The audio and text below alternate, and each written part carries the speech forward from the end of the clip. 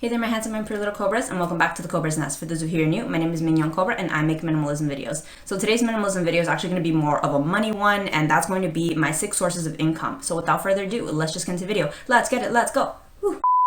If you guys have followed my channel for some period of time, you guys know that I actually became a minimalist because I was trying to achieve a better financial state of being. So I haven't really touched too much upon like my money, but I feel like I'm in a better place now where I feel like I kind of want to share some of that with other people to kind of inspire people, give people ideas, you know, because I think that maybe a lot of people might be in a similar boat. You might be using minimalism to kind of help your financial state. I actually got this idea because I heard that millionaires have on average, the millionaire next door, it says that most millionaires on average have 7 sources of income. So that's something that I've been trying to do because I kind of learned through having full-time employment. I didn't like that sense of insecurity. I didn't like the idea that if they fired me, that was the end of my money, and I just didn't like that. So although a lot of people think that having a full-time job is very secure and actually freelancing is very insecure, I feel the opposite feeling. I freelanced a lot in China and I loved it. I loved how much money came in, and coming back to Canada and trying full-time, didn't like it. I've gone back to freelancing, and yeah, I'm a lot happier with my 6 sources of income. I feel a lot more secure, so let's get right into it. Before we get started, as usual, if you wish to help out my channel, consider checking out my Patreon. I make monthly vlogs there and milestone updates,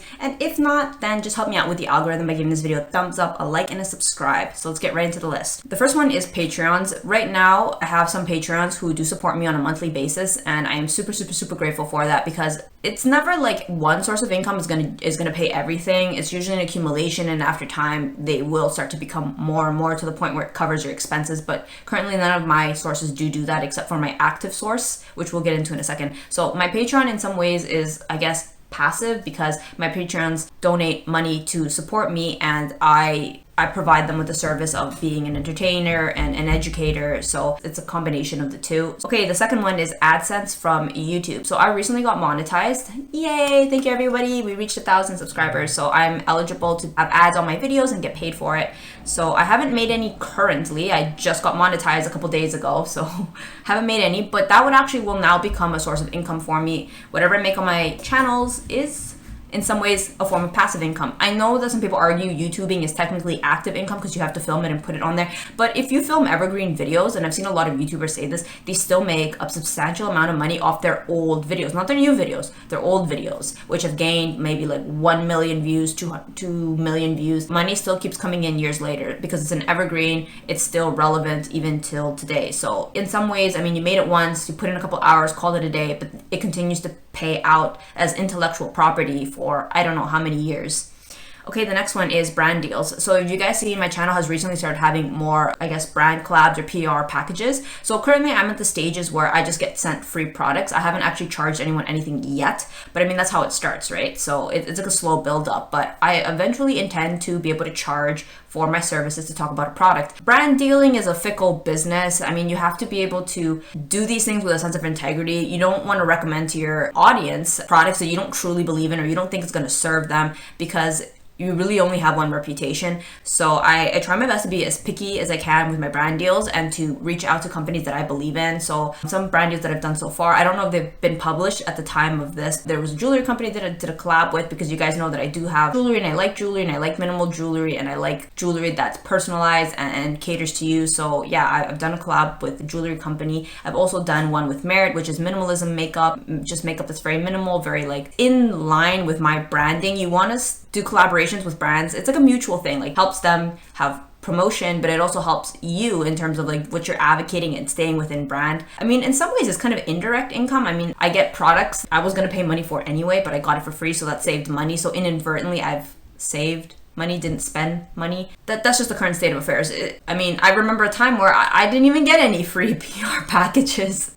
So take it as you will. It's a growing process. I'm sure I'll make videos in the future where I'll be talking about different sources of income and how things have changed. Okay, the fourth one is stocks. I have made videos like this on the past, but I haven't really touched upon it because they didn't perform very well. So I guess most of my audience is not that interested in learning about stocks, but I think things have changed. I think now that my audience is a lot older, back then I think I was like, what, 25, but like now we're all 30. So money be a little bit more important. I buy stocks that are primarily and mostly dividend payout stocks. And I want to kind of quickly disclaimer, I'm not not a financial advisor by any means. Like, please take what I say as a form of entertainment or a form of inspiration. At the end of the day, you really need to do your own research. So don't come for me. I buy Canadian paying dividend stocks, and I like the idea that I've paid something and it's giving me back money. I had for a period of time bought stocks that were like rising in value, but didn't necessarily pay out dividend. But when I sold all my stocks to be able to pay back my student loans, I realized that I actually ended up making so much more money off of dividend than I did from the price difference from when I bought and when I sold. I think I held for about 3 years, and the amount that I got back just was so small in comparison to how much I made when I just had dividend,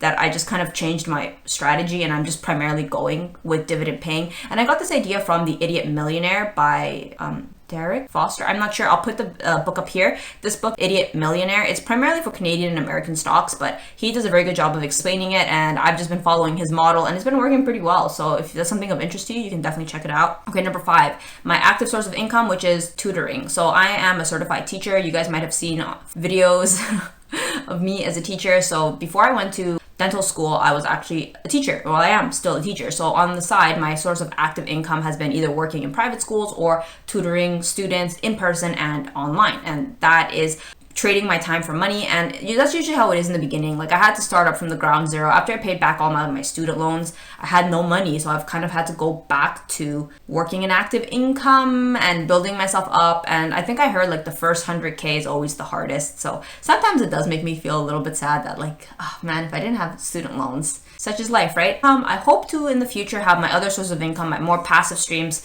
cover or equal the same amount that I make from tutoring. Okay, and the 6th form of income that I have is one-on-one coaching, and this is usually in the form of like coaching people with like, currently, I hope to be able to coach people with like minimalism, but that hasn't happened so far. No one has expressed any interest. I mean, if you do have that interest, you can check out in my description box. I have, Mignon Cobra at gmail.com. You can message and we can set up something for like one-on-one life coaching.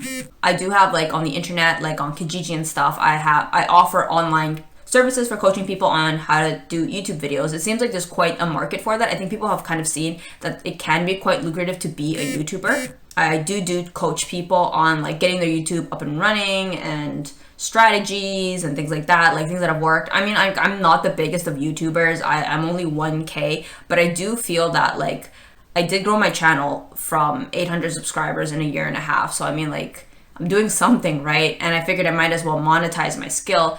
And honestly, at the end of the day, help other people out. Like, if somebody wants to better their lives by starting a YouTube channel and I can help them, I think it's a great thing. So I'm very excited to be able to share my knowledge with people. I mean, primarily that's all that my channel is. My channel is just helping other people avoid the mistakes that plagued my life.